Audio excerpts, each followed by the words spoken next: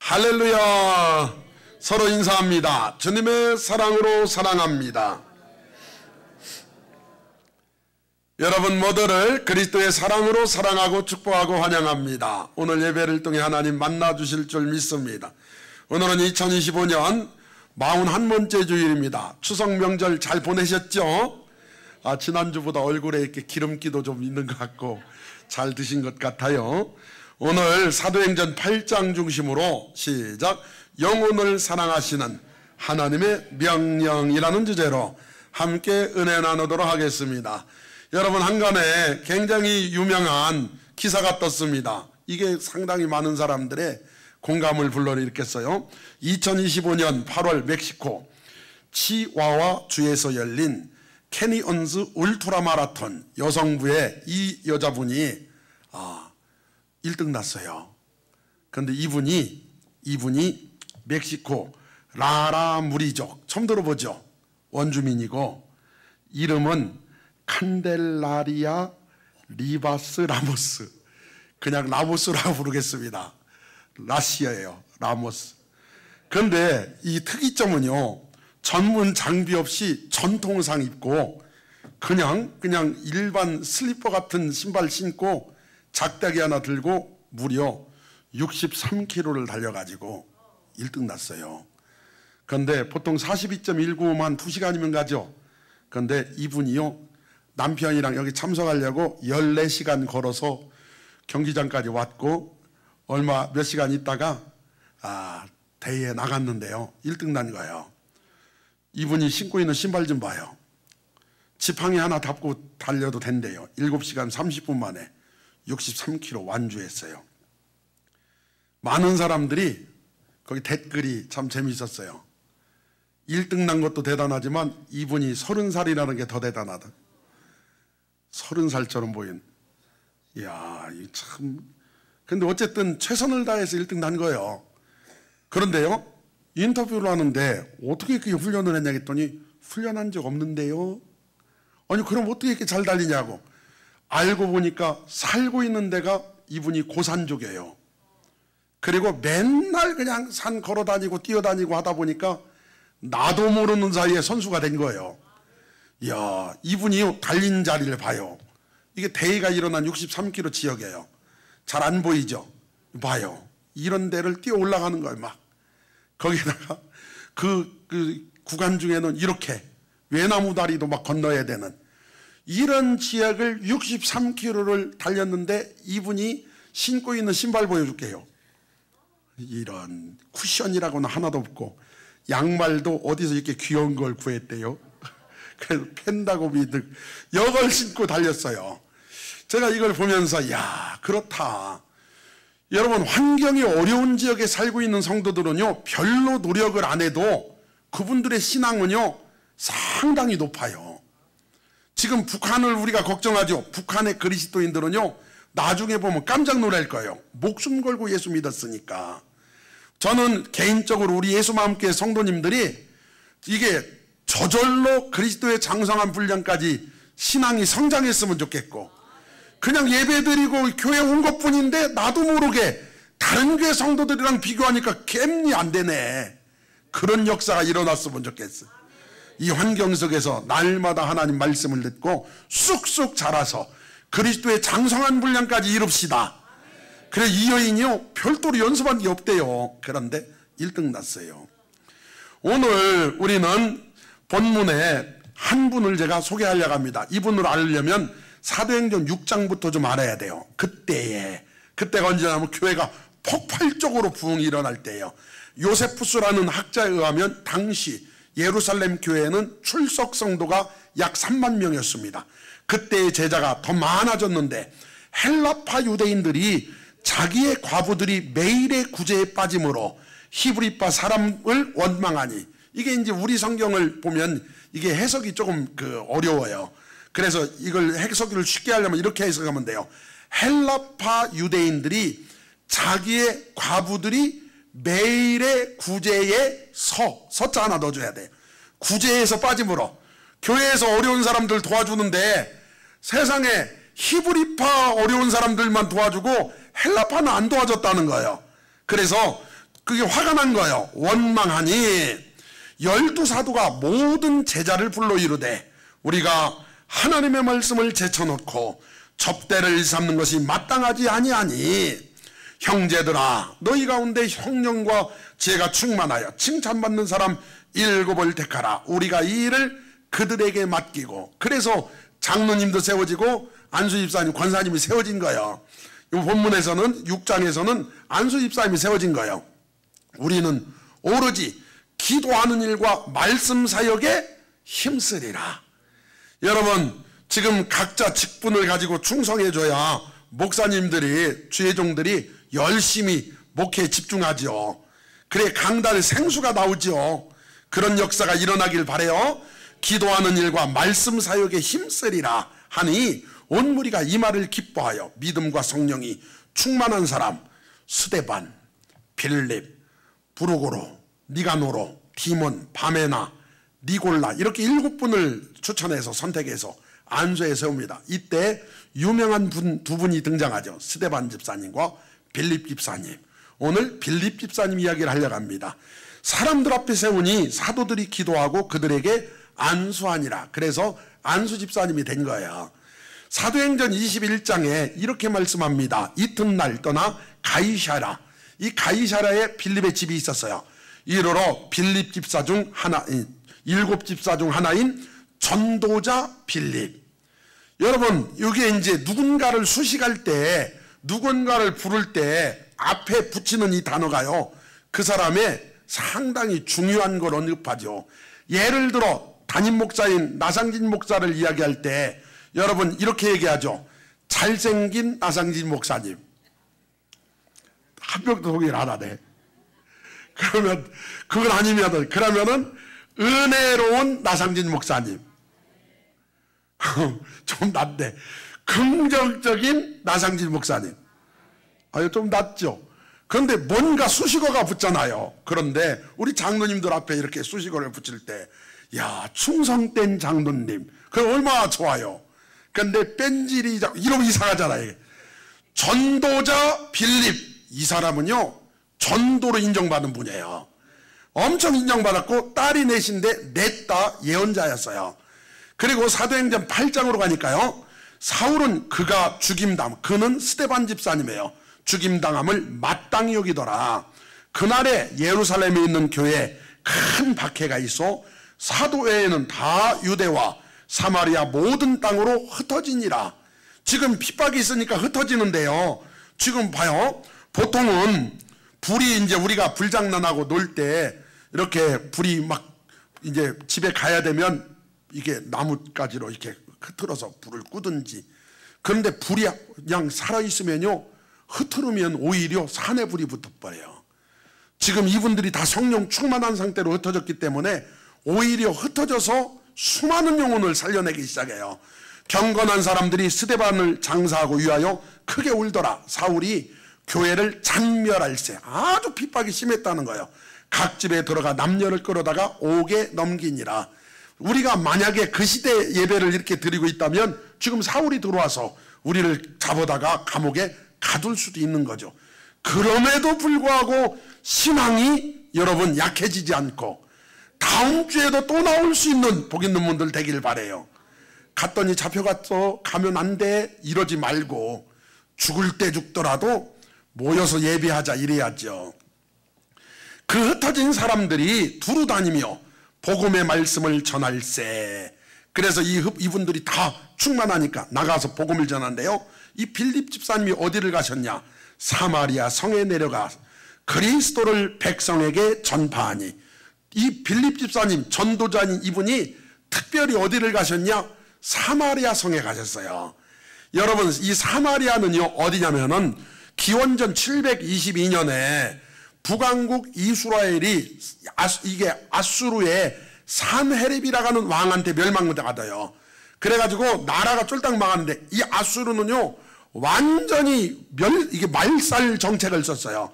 우리나라 일본이 우리나라를 이 강제로 합병했을 때 우리나라 언어도 못 쓰게 하고요. 우리나라 얼마나 문화도 막 왜곡시키고요. 우리나라 전기를 끊는다고 산마다 중요한 자리에다 쇠말뚝 박아놓고요. 얼마나 뺏어가고 그랬습니까? 그런데 아수르가 그랬어요. 그래서 이스라엘 자체 정통성을 없애기 위해서 이스라엘 백성들을 데려다가 이방인들하고 결혼시켰어요. 그래서 정통성을 없애려고. 거기서 태어난 분들이 사마리아 사람들이에요. 반유대인이에요.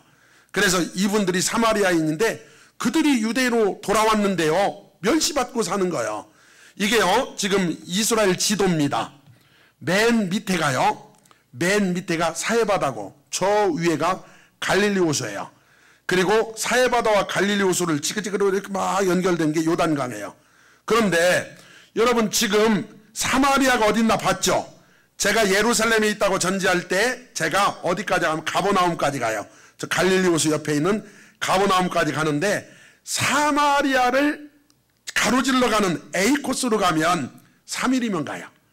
살살 가도 3일이면 가요. 그런데 유대인들은 사마리아인이 너무 싫어요.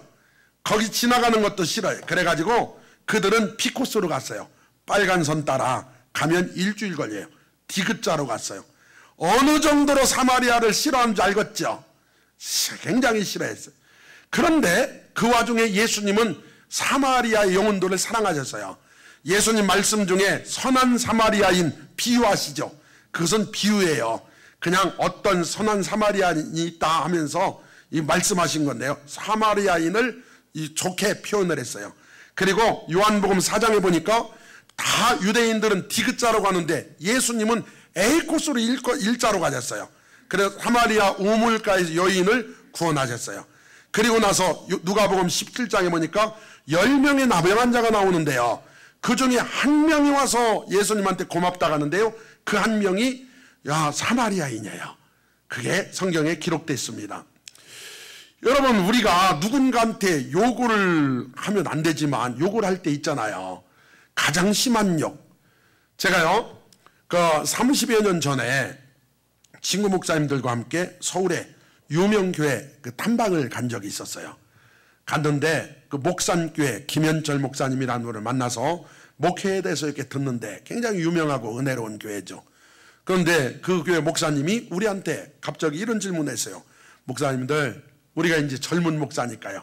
30살쯤 된 목사님들 어떤 사람이 교회를 향해 욕한다고 해봅시다. 최고 센 욕이 뭡니까? 이렇게 질문을 하니까 우리 친구 목사 한 5명 정도가 뭐냐 머릿속에 막 머리를 굴리는 거예요.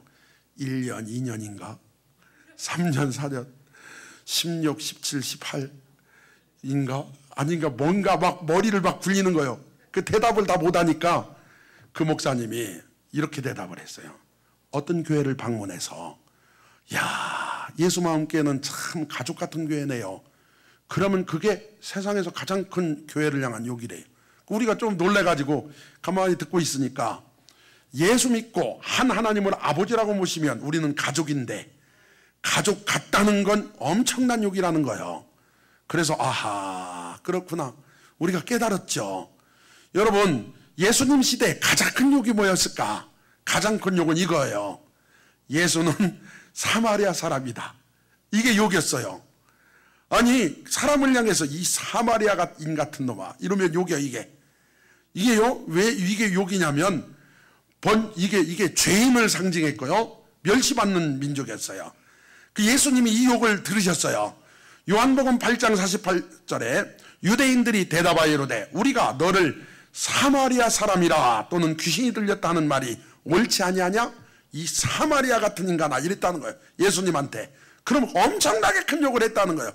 그만큼 사마리아인이 멸시를 받았어요. 사도행전 8장 6절로 가니까요. 무리가 빌립의 말을도 듣고 행하는 표적도 보고 사마리아에서 복음을 전한 거예요. 그런데 빌립이 행하는 표적도 보고 한 마음으로 그가 하는 말을 따르더라. 사마리아인들한테 복음을 전했더니 역사가 일어나기 시작한 거예요.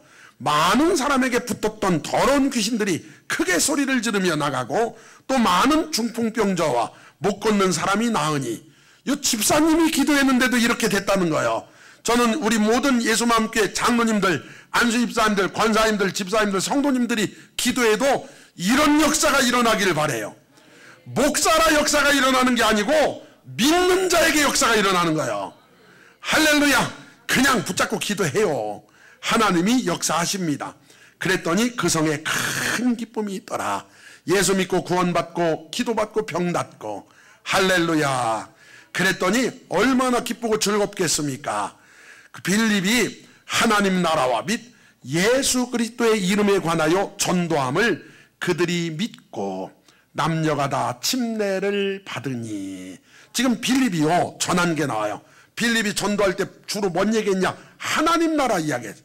물론 예수님도 이 땅에서 하나님 나라 이야기하셨죠.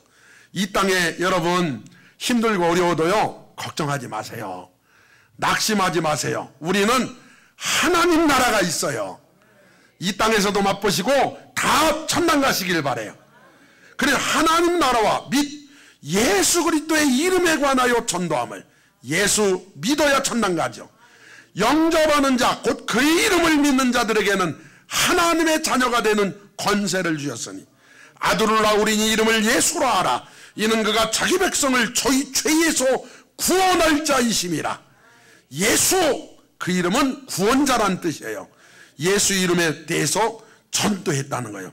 그들이 믿고 남녀가 다 침례를 받으니, 사마리아 사람들이 믿고 침례를 받았어요. 14절 예루살렘에 있는 사도들이 사마리아도 하나님 말씀을 받았다함을 듣고 베드로와 요한을 보내매. 야, 믿을 것 같지 않았던 그 지역, 믿을 것 같지 않았던 그 사람들이 단체로 예수님을 믿으니까 대사도인 베드로와 요한이 파견받았어요. 그분들이 오신 거예요. 그들이 내려가서 그들을 위하여 성령 받기를 기도하니, 이는 아직 한 사람에게도 성령 내리신 일이 없고 오직 주 예수의 이름으로 침례만 받을 뿐이더라. 아직 성령 받은 사람은 사마리아인 중에 없었다는 거예요. 그래서 베드로와 요한이 그분들을 위해 기도합니다. 이에 두 사도가 그들에게 안수하매 성령을 받는지라. 할렐루야. 성령이 임하기 시작을 했습니다. 사마리아에 성령이 임했어요. 할렐루야죠. 엄청난 은혜가 임한 겁니다. 유대인들만 해도요 멸시받았는데요, 유대인들에게조차도 멸시받는 사마리아인, 그들에게 하나님의 복음이 들어가니까 그들도 기쁨이 충만했어요.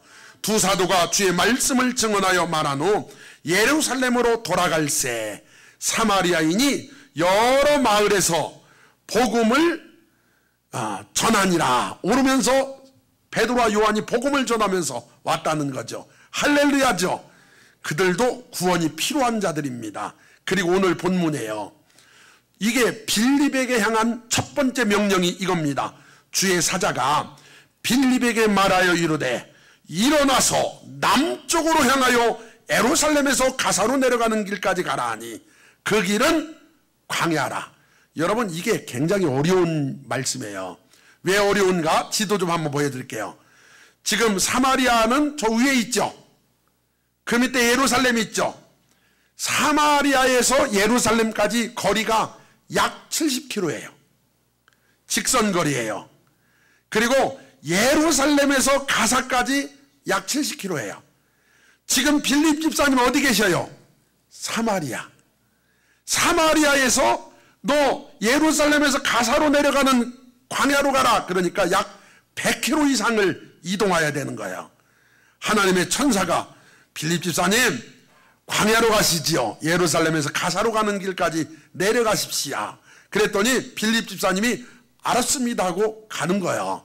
그리고 나서 일어나 가서 보니 에디오피아 사람 곧 에디오피아 여왕 간닥의 모든 국고를 맡은 관리인 네시가 예배하러 예루살렘에 왔다가, 에디오피아 사람 곧 에디오피아 여왕 간닥의 모든 국고를 맡은, 이 간닥이란 뜻은요, 우리가 이제 로마 황제를 가이사라 가죠. 애고의 왕을 바로라 가죠.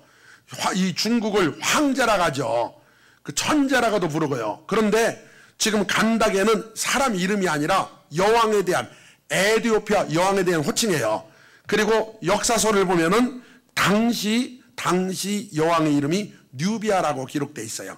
그래서 에티오피아의 여왕 간닥의 모든 국고를 맡은 관리인 넷이, 에티오피아가요 예전에 우리나라보다 잘 살았어요. 그리고 이게요 나라의 국고를 맡았대요. 그러면 나라의 재정부 장관이에요. 그리고 예배하러 예루살렘에 왔대요. 봐요, 여러분, 이게 지도예요. 이게 유럽 쪽 지도인데요. 지금 이스라엘에서 에티오피아에 있고요. 에티오피아에서 이스라엘 가려면 수단을 거쳐서 이집트, 애굽을 지나서 예루살렘까지 가야 돼. 이 거리가요 직선으로 약 1500km예요. 그러니까 1500km나 되는 그 거리를 온 거예요. 왔는데 이게 에티오피아 국기예요. 녹색, 노란색, 빨간색하고 가운데 동그라미 해놓고 별표 있죠. 그런데 이 에티오피아가 인구가 2024년 기준 1억 3200만이에요. 땅 크기는 남한 한반도의 남북한 합한 한반도면 다 포함이죠. 5배 정도 커요. 그리고 에티오피아는 어떻게 시작됐다고 믿냐면은 이들은요 솔로몬 왕이 시바 여왕하고 그 결혼을 해가지고 아들을 낳았으니 메넬리크 1세가 태어났는데 그 아들이 에티오피아에 가서 나라를 세웠다. 그게 그들이 믿는 건국 신화예요. 이게 그들은 신화라고 생각을 않죠. 확실하게 그렇게 믿고 있어요. 그 에티오피아. 여러분, 우리는 에티오피아한테 늘 고마운 마음을 가져야 돼요. 아, 이즈랴 어찌 우리 이 나라를 6.25는 절대 잊으면 안 되죠. 1950년 6월 25일 주일날이었어요. 새벽 4시에 소련제 탱크를 앞세운 북한이 남침으로 전쟁이 시작됐습니다. 그냥 자고 있다 그냥 당했어요. 1953년 7월 27일 휴전협정이 체결됐죠. 우리나라가요 아직 전쟁 중이에요. 종전 아니고 휴전 중이에요. 자주국방을 이루어야 돼요. 여러분, 더 열심히 준비해가지고 딴 나라 쳐들어가기 위함이 아니라 못 쳐들어오게끔 우리가 국방력이 튼튼해야 됩니다. 그런데요 6.25 전쟁 참전 16나라가 있는데요 우리는 이 은혜를 평생 잊으면 안 돼요. 왜냐하면 가장 힘들고 나라가 망해갈 때 도와준 나라니까요. 고마운 마음을 담아 한번 읽어볼까요? 시작. 미국, 영국, 캐나다, 투르키예, 호주, 필리핀, 그리스, 콜롬비아, 뉴질랜드, 프랑스, 네덜란드, 에티오피아, 벨기에, 남아공, 룩셈부르크, 태국. 야, 고맙네요. 이거 고마워하시길 바래요. 어쨌든 고마운 마음은 조금 뭐 사이가 안 좋아도 기본적으로는 고마운 마음을 가지시길 바래요. 여러분, 에티오피아는요 1935년 이탈리아의 침공을 받아요. 그런데 이때 하일레 셀라시의 왕이요 황제가 주변 국한테 국제사회에 도움을 요청해요. 그런데 세상에 한 나라도 안 도와줘요. 그래가지고 이탈리아가 이게 에티오피아를 점령해요. 그래가지고 그냥 그때 당시 이 항해하다가 27만 명이 죽어요. 그리고 1941년 투쟁해가지고 나라가 다시 회복돼요. 이 에티오피아 왕이 이분이에요. 하일레 셀라시아 황제인데요. 이분이 우리나라로 얘기하면 특전단 수도방위 사령 부대를 보내주는 거예요. 강류 부대를 보내줘요. 이 강류 부대는요 혼돈에서 질서를 확립하다, 적을 초전에 격파하다 라는 뜻인데요. 이분이 고맙죠. 강류 부대를 보내면서 이렇게 말합니다. 침략군에 부당하게 공격당한 나라가 있다면 다른 나라들이 도와줘야 한다. 자기 나라를 아무도 안 도와줬으니까. 저 먼 곳에 있는 한국인의 자유와 권리를 위해 목숨을 바쳐 싸워라. 이야, 참 고맙죠. 목숨을 바쳐 싸워라. 그래가지고 이게 실제 파견하는 장면 사진이에요. 역사 기록관에 있는 거예요. 그리고 나서 1951년 5월 7일 5차례에 걸쳐 6,037명이 우리나라에 왔고요. 전사자 121명, 부상자 536명. 그래가지고 이분들이요 우리나라 와가지고 굉장히 열심히 싸워요. 그래서 고지탈환, 사수, 진지, 방어 등 무려 253전을 해요. 전쟁을 253번을 하는데 이건 기록에 있는 거요. 놀라웠게도 253전 253승이에요. 다 이겼어. 와, 얼마나 열심히 싸웠나요. 그 중에 특히 1952년 10월 금화지구 철의 삼각지를 사수한 것은 이들의 용맹성을 너무 잘 보여주고 있어요. 참 고맙죠. 그리고 나서요, 이분들이 자기들 월급 나오는 걸 모아가지고요, 고아원도 져주고요, 전쟁이 끝났는데 가지 않고 고아원까지 져줘요. 참 고맙죠. 이게 황제가 이렇게 말했어요. 버나 셔너프 터멀리셔. 버나 셔너프 터멀리셔. 이 뜻이 이거예요. 이길 때까지 싸워라. 그렇지 않으면 죽을 때까지 싸워라. 여러분, 이게 쉬운 일이 아니죠. 딴 나라 보내면서 얘들아, 우리가 눈치껏 가서 싸우다가 살아와? 총알 빗발치면 숨어있다가 하는 정말 이럴 수도 있잖아요. 그런데 황제가 이길 때까지 싸워라. 그렇지 않으면 죽을 때까지 싸워라. 그래가지고 승리를 했어요. 이분들이요, 지금 연세가 많이 돼요. 다 90 넘고 이쪽 저쪽. 에티오피아 강류부대 실제 우리나라 방문도 하고 그랬어요. 정말 이분들한테 우리는 마음을 담아 고마워야 돼요. 정말 고맙죠. 너무 늦게 가지 않아서 다행이고요. 그래서 이분 중에 한 분이 이런 얘기를 해요. 내 비록 온몸에 총탄이 막히고 팔다리를 잃었지만 한반도의 자유를 위해 싸운 자부심으로 한평생 살아왔습니다. 가난이 대물림대 자식 교육도 못 시키고 있지만 한국이 발전되는 모습을 보니 참으로 흐뭇합니다. 1974년 군부 쿠데타가 일어나가지고요, 공산당이 집권을 해가지고 파견받았던 강류부대 재산을 다 몰수해버려요. 그리고 그냥 공직에서 다 잘리고 떨어지고 참 안타까웠어요. 그렇지만 이분들이 후회하지 않는다 그랬고요. 오른쪽에 계신 분들, 오른쪽에 계신 분 봐요. 이분 이렇게 말해요. 6.25 전쟁 때 유독가스 때문에 폐까지 손상돼 아직까지도 힘듭니다. 그런데 한국에 전쟁이 다시 나면 지금도 가서 도와주고 싶습니다. 야, 왼쪽에도 계신 분, 한국 잘 살게 됐다니 내가 더 고맙다. 내가 더 고맙다. 그래, 우리나라에서요 그냥 많이 도와주고 계셔요. 그래서 이분들이 이게 인재들 우리나라 데리고 공부도 시키고, 그리고 파병 부대 후손들 그 취직도 시켜주고 이렇게 하고 새마을 운동도 해주고, 그래서 에티오피아가요 지금 많이 일어나고 있어요. 은혜 갚아야죠. 이게 에티오피아예요. 다시 27절로 가면요, 일어나 가서 보니 에티오피아 사람 곧 에티오피아 여왕 간닥의 모든 국고를 맡은 관리인 내시가 예배하러 예루살렘에 왔다가, 참 놀랍지 않습니까? 이분이 여기까지 온 게요 놀러 온 게 아니고, 그 정치적인 목적으로 온 게 아니고 오직 하나님을 예배하러 왔어요. 이거 대단한 거예요. 예배하러 왔는데 무려 편도 1500km를 예배하러 왔어요. 여러분, 이게요 헤롯 성전이에요. 모형인데요. 그런데 지금은 다 무너졌죠. 다 무너졌는데 돌 위에 돌 다 무너져 가지고 거의 흔적만 있는데 그걸 근거로 해서 만들어낸, 이 복원해 놓은 건데요. 지금 보면 이방인의 뜰이 앞에 있죠. 안쪽에 여인의 뜰이 있죠. 저쪽에 제사장 뜰이 있죠. 규모가 어마어마합니다. 그런데 지금 봐요. 이 화면 봐요. 여기 파란색 여기에 글이 하나 붙어 있어요. 뭐라고 붙어 있냐면, 이방인들은 와봤자 여기 있어야 되는 거예요. 그래서 여기에 이 글이 붙어 있어. 요거 한번 읽어봐요. 몰라. 그런데 이걸 그래서 친절하게 해석을 해놨어요. 이게 해석을 제가 시작. 이방인은 안쪽들과 성소 주변의 난간 주변으로 들어올 수 없다. 들어오다가 잡히는 모든 사람들은 죽을 것이다. 그러면 이방인들은 와봤자요 어디까지 가냐? 당시 성전의 뜰까지밖에 못 가요. 성전의 뜰까지밖에 못 가요. 그런데 야, 여러분, 이분이 뭐라겠어요? 내시, 우리나라 환관, 주상전하 납시오. 이건 내시 아니에요. 주상전하 납시오. 이게 내시요. 내시는 신명기 23장 1절에 보니까 고환이 상한 자나 음경이 잘린 자는 여호와의 총회에 들어오지 못하리라. 이걸 다른 번역으로 이렇게 번역해 놨어요.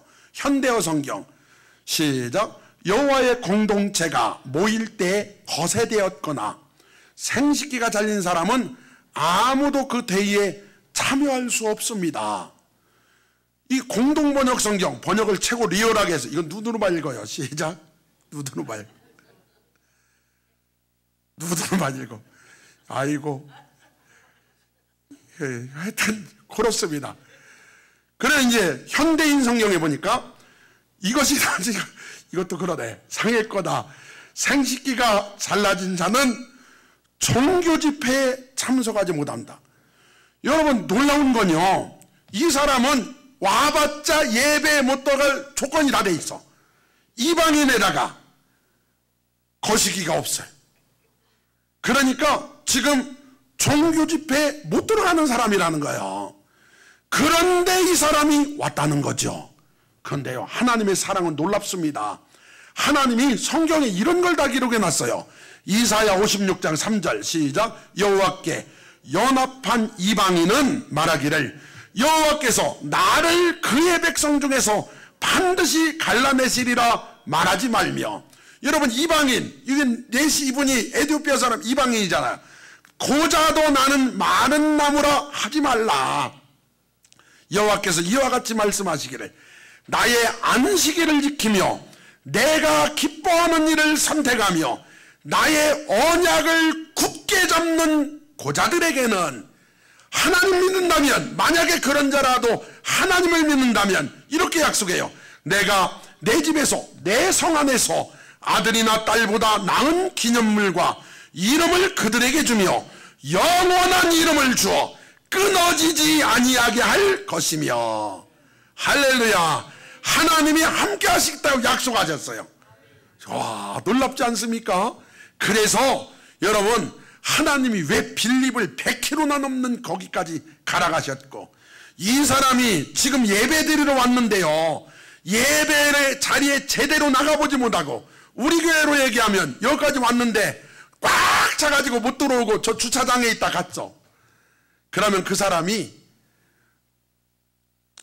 뭐라고 하냐면 다음 주엔 일찍 와서 들어와야지, 이러면 할렐루야인데, 에이 가봤자 못 들어가. 그럼 안 오면 되겠어요? 그런데 왔는데 우리라면 거기다가 TV라도 설치하고 보게 하지만 그럴 날이 곧 오기를 기대합니다. 그런데요, 이분이 1500km나 와가지고 이방인의 뜰에 있는데 그나마 거기서 예배도 제대로 못 드리고 가는데요, 봐요, 집으로 돌아가는 장면이에요. 돌아가는데 여러분, 예배를 드리는데 찬양도 제대로 못 드리고, 우리 호산나 선교사처럼 은혜로운 찬양도 못 듣고 말씀도 제대로 은혜도 못 받고 그러고 가려면 얼마나 어져나갔어요. 그런데 하나님이 그걸 보신 거예요. 하나님이 딱 보시더니, 야 빌립아, 네가 좀 가서 저 사람 좀 전도해라. 와봤자 제대로 예배 못 드릴 걸 알면서도 1500km나 와가지고 예배 근처까지 온, 성전 근처까지 온, 나를 만나러 온 저 사람을 네가 가서 복음을 전해라. 그래서 수레를 타고, 잘 봐요, 여러분 1500km 가려면 금방 가요, 한참 걸려요? 가는데 놀라운 건, 우리가 요즘 시설이 좋은 시대에 살고 있잖아요. 차 타고 가면서 글 읽는 거 쉬워요, 어려워요? 차는 승차감이라도 좋지. 그럼 마차 타고 가면서 읽는 게 쉬워요, 어려워 이게? 그런데 마차 타고 예배도 제대로 못 드리고 가는 이분이 성경 읽으면서 가는 거 있죠. 수레에 타고 선지자 이사야의 글을 읽더라. 여러분 부끄럽지 않습니까? 오늘 우리도 말씀을 가까이 합시다. 하나님을 가까이 하는 것은 말씀을 가까이 하는 거예요. 그 성경 읽으면서 가는 거예요. 성령이 빌립더러 이르시되, 두 번째 음성이 온 거예요. 처음에는 천사가 말했고, 두 번째 성령님이 이 수레로 가까이 나가라. 수레는 지금 가고 있어요. 멈춰 있는 게 아니에요. 가고 있는데 빌립이 뛰어가가지고 옆에서 막 가까이 가라겠어요. 간 거예요. 빌립이 달려가서 선지자 이사야의 글 읽는 것을 듣고 말하되, 들었다는 건 이 여러분 4시가 가면서 그냥 읽은 게 아니에요. 소리내서 읽은 거야. 그렇으니까 보고한 게 아니죠. 읽는 것을 깨닫느냐? 이렇게 물었어요. 읽는 것을 깨닫느냐? 그랬더니 뛰어가면서 말하는 거요. 지도해주는 사람이 없으니 어찌 깨달을 수 있느냐? 이렇게. 그랬더니 빌립을 정하여 술에 올라와서 앉아요. 그럼 앉았는 거예요. 그러면서 읽는 성경 구절은 이것이니 일러스되 그가 도살자에게로 가는 양과 같이 끌려갔고 털 깎는 자 앞에 있는 어린 양의 조용함과 같이 그의 입을 열지 아니하였도다. 그가 굴욕을 당하였을 때 공정한 재판도 받지 못하였으니 누가 그의 세대를 말하리요. 그의 생명이 땅에서 빼앗김이로다 하였거늘. 참 놀라웠게 이사야 53장 7, 8절을 읽고 있는데요. 이사야 53장은요 여러분 이사야서 자체가 예수님 오시기 700년 전에 예언된 거고요. 그리고 이사야 53장은 지금 유대교인에게 금지서예요. 이사야 53장 너무나 신약 같아요. 여러분 생각해 봅시다. 53장 7절 8절 읽었으면 5절 6절 읽었을까 안 읽었을까요? 3절 4절은 야 4절에 이렇게 돼 있어. 그는 실로 우리의 질고를 지고 우리의 슬픔을 당하였거늘 우리는 생각하기를 그는 징벌을 받아 하나님께 맞으며 고난을 당한다 하였노라. 그가 찔림은 우리의 허물 때문이요 그가 상함은 우리의 죄악 때문이라.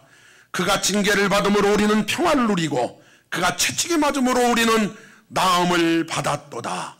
우리는 다 양 같아서 그러댕하여 각기 제 길로 갔거늘 여호와께서는 우리 모두의 죄악을 그에게 담당시키셨도다. 그리고 나서 7절을 읽은 거예요. 그는 곤욕을 당하여 괴로울 때에도 그의 입을 열지 아니하였으며 마치 도수장으로 끌려가는 어린 양과 털 깎는 자 앞에서 잠잠한 양같이 그의 입을 열지 아니하였도다. 그는 곤욕과 신문을 당하고 끌려갔으나 그 세대 중에 누가 생각하기를 그가 살아있는 자들의 땅에서 끊어짐은 마땅히 형벌받을 내 백성의 허물 때문이라 하였으리요. 그걸 읽은 거예요. 그래서 그 메시가 빌립에게 대답하여 이르되 청컨대 내가 묻노니 선지자가 이 말한 것이 누구를 가리킴이냐? 자기를 가리킴이냐? 타인을 가리킴이냐? 이때 빌립이 입을 열어 이 글에서 시작하여 예수를 가르쳐 복음을 전하니. 이걸 전도라고 해요. 여러분 전도는 크게 두 가지가 있어요. 한번 따라해봐요. 인도, 전도. 인도는 뭐냐면 구체적으로 내가 전하기 어려워. 그러면 뭐 데리고 오면 목사님이 전하겠지 뭐 하고 데리고 오는 걸 인도라고 해요. 그 전도는 뭐냐면 이분을 한 번 만나면 언제 만날지 몰라. 그러니까 버스 타고 가면서 헤어질 수 있잖아요. 그때 이게 복음을 전해야 되잖아요. 당신은 죄인이고 예수님이 이 땅에 당신의 죄를 구원하러 오셨고 대신 십자가에 달려 죽으셨고 믿기만 하면 하면서 복음을 전하는 걸 이걸 전도라고 하는 거예요. 그래 빌립은 전도를 했어요. 예수를 가르쳐 복음을 전하니 길 가다가 물 있는 곳에 이르러 그 내시가 말하되. 여러분 이제 가다가 보니까 물이 있는 곳이 도착을 한 거예요. 그런데 여기 참 또 중요한 거예요. 물이 있는 곳에 도착하니까 빌립이 말한 게 아니고 내시가 말을 했어요. 이건 뭘 의미하냐면 빌립 집사님이 지금 이 내시한테 뭘 전했나를 알 수 있죠. 그러니까 복음을 들은 내시가 예수 믿고 구원받고 그러면 그런 사람은 신앙의 고백으로 침례를 받는데 침례는 물에 들어갔다가 나오는 건데 그리스도로 옷 입는 거다. 이 얘기를 들은 이 내시가 저기 물 있네? 그러더니 보라 물이 있으니 내가 침례를 받음에 무슨 거리낌이 있느냐. 자기 침례 달라 이거예요. 그리고 37절에 여러분 성경에 이렇게 써 있어요. 없음. 그런데 숫자가 써 있죠. 고개를 쭉 내려서 보면 거기에 어떤 사본에 제 성경은 5자 써 있고 강단에 있는 이 성경은 2자 써 있네요. 그 어떤 사본에 빌립이 이렇게 돼 있어요. 빌립이 이르되 네가 마음을 온전히 하여 믿으면 가하니라. 너 진짜 믿어? 예, 진짜 믿어요. 그러면 가하다. 침례받을 수 있다. 대답하여 이르되, 이 빌립의 질문에 내시의 대답, 이거 중요해요. 시작. 내가 예수 그리스도께서 하나님의 아들인 줄 믿노라. 다시 한번 시작. 내가 예수 그리스도께서 하나님의 아들인 줄 믿노라. 이 고백에 여러분 우리는 구원받은 거예요. 이 고백에 우리는 하나님 자녀된 거예요. 이 고백에 여러분 죄사함 받는 거예요. 그래서 죄사함 이걸 믿고 침례를 받은 거예요. 침례받아 구원받은 게 아니고. 알았죠? 그래서 믿고 침례를 믿는 자가 받은 거예요. 이에 명하여 수레를 멈추고 빌립과 내시가 둘 다 물에 내려가 빌립이 침례를 베풀고, 침례를 베푸는 거요. 그 둘이 물에서 올라올새 주의 영이 빌립을 이끌어 간지라. 내시는 기쁘게 길을 가므로 그를 다시 보지 못하니라. 구원받은 내시, 침례까지 받아 그리스도로 옷 입은 요 내시가 너무 즐거웠어. 예배 드리러 와서 예배는 제대로 못 드렸지만 복음을 듣고 메시아를 만났으니 얼마나 기뻐요. 그래서 주의 영이 빌립을 데리고 가버려. 헤르파센이라고, 빼앗아가다, 낚아채다.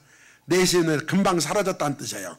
그리고 빌립은 아소도에 나타나 여러 성을 지나 다니며 복음을 전하고 가이사랴에 이르니라. 가이사랴에 본인 집이 있었죠. 거기에 이르렀답니다. 여러분, 이게 이제 오늘 말씀이에요. 그러면 여러분 한번 생각해 봅시다. 빌립이 순종함으로 기적이 일어나죠. 이 내시가 가면서요, 에티오피아가요 복음화가 돼요. 지금은 회교한테 점령을 당해가지고 50% 정도가 회교국이에요.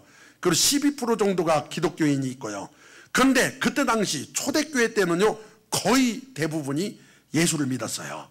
그런데 이 한 사람의 순종이 나라를 살린 거예요. 시작. 나는 순종하고 하나님께서는 역사하십니다. 동의하시면 아멘. 내가 순종할 때 하나님 역사하세요. 그럼 이 시작. 영혼 구원은 예수님의 피 맺힌 손입니다. 아멘. 여러분, 교회의 본질은요 영혼 살려야 돼요. 교회가 뭘 잘해야 되냐? 영혼 살려야 돼요. 우리 예수 믿는 성도님들이 뭘 잘해야 되냐? 영적으로 애기 잘 낳아야 돼요. 영혼 살려야 돼요. 영혼 살려내야 돼요. 할렐루야. 나의 VIP는 누굽니까? 여러분과 저의 VIP는 누굽니까? 그 영혼을 살려내야 돼요. 정말 성령의 감동이 올 때 우리는 그 영혼을, 복음을 전해야 돼요. 마음에 떠오르는 지인들, 가족들, 친구들, 이웃들, 동료들, 여러분 꼭 우리 교회가 아니어도 괜찮아요. 전도해서 영혼 살리는 마음을 가져야 돼요. 제가 그런 얘기 했었죠. 수년 전에 성령께서 저에게 복음을 전하라고 친구를 생각나게 하셨어요. 그 친구가 떠올라서 제가 알았습니다. 하나님, 곧 추석이 다가오니 가서 복음을 전하겠습니다. 차일피일 물었는데 그때마다 감동이 또 와요. 감동이 올 때마다 제가 알았습니다. 하나님, 곧 추석 때 시골 내려가니, 그때 부모님이 시골에 계셔서 가서 복음을 전하겠습니다. 이러고 있는 차에 부고가 떴어요. 그래서 저는 그 친구 아버님이 돌아가셨다는 줄 알고 자세히 봤더니 이런, 친구가 죽었어요. 그 친구가 아침에 출근하다가 포크레인이랑 부딪혀서 그 자리에 죽었대요. 제가 막 너무 가슴이 아팠어요. 분명히 복음을 전하라는 사인도 왔고 제가 가서 전하겠다고까지 했는데 그 즉시 가지 못해가지고 상갓집에 갔는데요, 제가 들어가니까 저쪽에 막 한 20명 이상 친구들이 앉아가지고 막, 제가 들어가니까 남목사 어서와 할렐루야, 이 친구들은 뭐 대부분 교회를 안 다니는데 막 하는데 제가 한쪽에 죄인처럼 앉아있는데 친구 누님이 제 옆에 오더니 막 울면서 우리 현중이한테도 목사님 친구가 있었네요. 우리 현중이 좀 전도해 주시지. 그 말을 2번을 하시는데 제가요 상갓집 가서 음식을 못 먹고 온 건 거기가 처음이에요. 먹을 수가 없어요. 그래가지고 정말 죄송하다고 하고 그리고 나왔어요. 그리고 나서는 성령의 감동이 올 때 그때 즉시 순종하려고 제가 노력을 해요. 여러분, 이 시간에 우리가 잠시 눈을 감아 봅시다. 지금 마음에 떠오르게 하는 누군가 있을 거예요. 믿다가 낙심한 분, 우리 주변에 도저히 믿을 것 같지 않은 그분, 믿지 않는 가족, 친구, 그분이 나의 VIP며 나의 태신자입니다. 그 영혼 마음에 품으십시다. 그걸 영적으로 내 마음의 태신자가 됐다고 하는 거예요. 그 영혼이 유산되지 않고 건강하게 구원받기를 바랍니다. 하나님 아버지, 이 시간에 우리 마음속에 누군가를 떠오르게 하셔서 감사합니다. 그 영혼 살려주옵소서. 그 영혼 구원하여 주옵소서. 주님, 11월 9일 날 잡아놓고 우리가 영혼 살리려고 기도로 준비합니다. 천하보다 귀한 영혼, 우리 가까운 지인들, 자녀들, 친구들, 이웃들, 가족들, 믿다가 실족한 분들, 주변에서 낙심하고 어려움 당한 누군가 구원해낼 수 있도록 도와주시옵소서. 이곳이 라마나요 떼게 하사 누구든지 이 자리에 오기만 하면 마음이 열려져 하나님 자녀되게 하옵소서. 역사하시고 함께 하실 줄 믿습니다. 우리에게 태신자를 주셨으니 감사합니다. 주여, 놓치지 않게 하시고 그 영혼 살려내게 하옵소서. 함께 하시는 예수님 이름으로 기도합니다. 아멘. 다 일어나셔서 예수마음 비전, 시작. 예수마음 모든 성도가 그리스도의 장성한 분량이 충만한 데까지 이르러 세상을 변화시키는 교회 2025년 표 오직 여호와를 앙망하라 찬양 올려드립니다.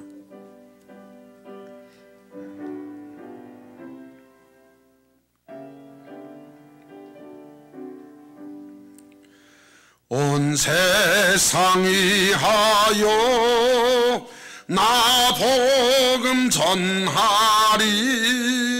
만 백성 모두 나와서 주 말씀 들으라. 죄 중에 빠져서 헤매는 자들아, 주님의 음성 듣고서 너 구원받으라. 전하고 기도해 매일 증인 되리라. 세상 모든 사람 다 듣고 그 사랑을 도록 온 세상 위하여 이 복음 전하리. 저 죄인 회개하고서 주 예수 믿으라.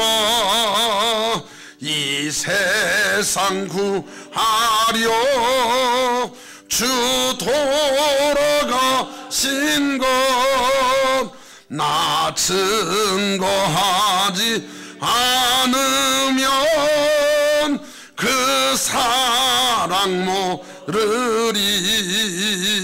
전하고 기도해 매일 증인 되리라.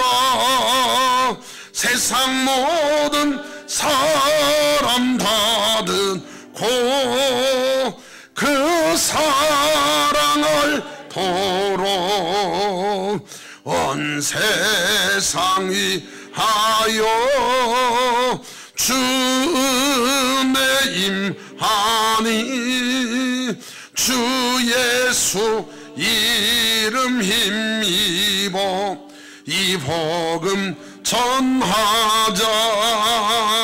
먼 곳에 나가서 전하지 못해도 나 어느 곳에 있든지 늘 기도 힘쓰리. 전하고 기도해 매일 증인 되리라.